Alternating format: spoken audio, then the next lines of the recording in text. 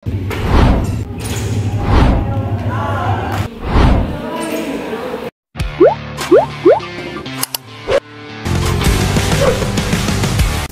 hi guys, what's up? It's me again, Aaron. Day off ko ngayon, kaagising ko lang. Ngayong araw tayo ay magbo-basketball.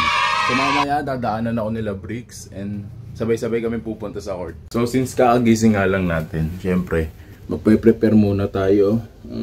Ito yung sapatos na ginagamit natin every time na naglalaro tayo.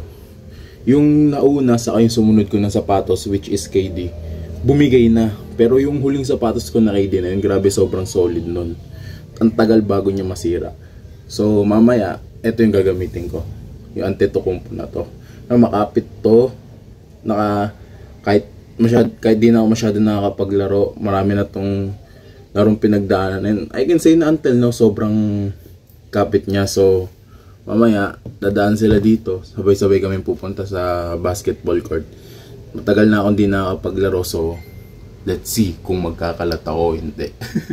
So nakapag-prepare na ako, magti 3:40 na and wala pa sila. So napag-desisyonan na sa court na raw kami magkikita-kita. So update ko kayo kapag nasa court na ako. So malapit na tayo sa basketball court.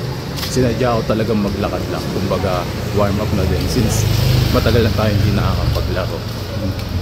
And so estimate ko yung huli kong laro, December last year yata or January.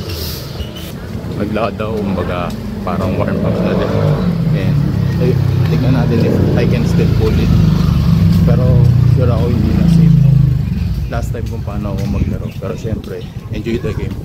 Ganun pa rin. Ayun, lapit na tayo sa basketball court.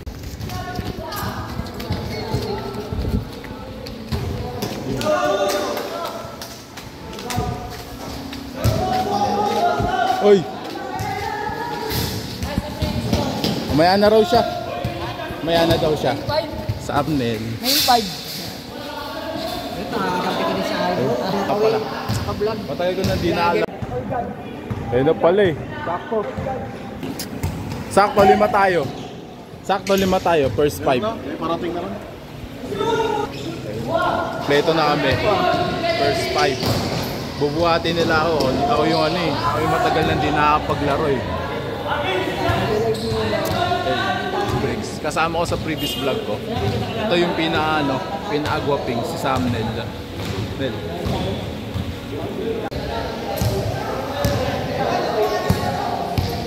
So yun, nakapag-warm up na, nakapag-shooting na, naglalaro na sila.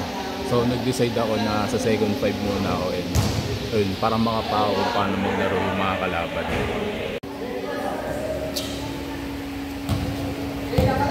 So yun no, sa ball possession na to, kami yung nakakuha ng unang puntos. And ayun, sa tingin ko para naman sa akin, okay yung naging decision ko na sa second unit ako maglaro. Since nung nag-shooting kami, warm up, na-observe ko na, ayan no, oh, diba? Na talagang kondisyon sila maglaro, so palagi silang naglalaro. Kaya much better na rin yun na in-observe ko muna kung paano maglaro yung mga kalaro namin. Buti na lang talaga no, effective the point guard si Bricks. Yung mga ganyang pasahan, malaking tulong yun eh, kasi yun yung tinatawag na good ball movement. Malaki ang chance na makakuha kayo ng momentum kapag maganda yung good ball movement and maglilid yun sa malaking score gap. Kaso nga lang talaga no, once na mawala kayo sa ball momentum, syempre once na nawala kayo sa momentum, nasa kalaban na yan, and ayun nga, maglilid yun na mahirapan kayo kung paano makapuntos or maka-score. Ayun ang pinakamahirap na bawiin.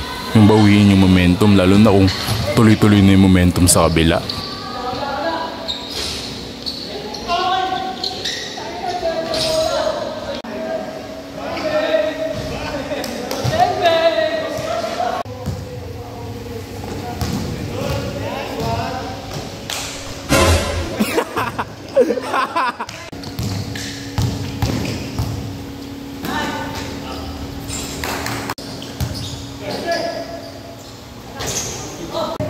So since na-observe ko na nga no, nakapako na, nag-decide na ako pumasok sa next ball possession. So yun, nakapaglaro na tayo sa second game. Nasa third game na sila. Ito yung naging highlight ng second game.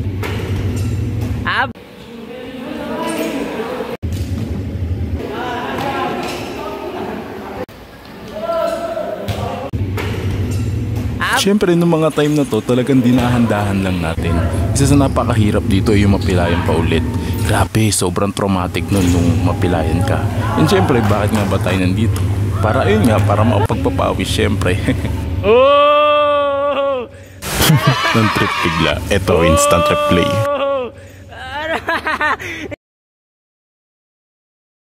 So yun, natapos na yung game and talo kami.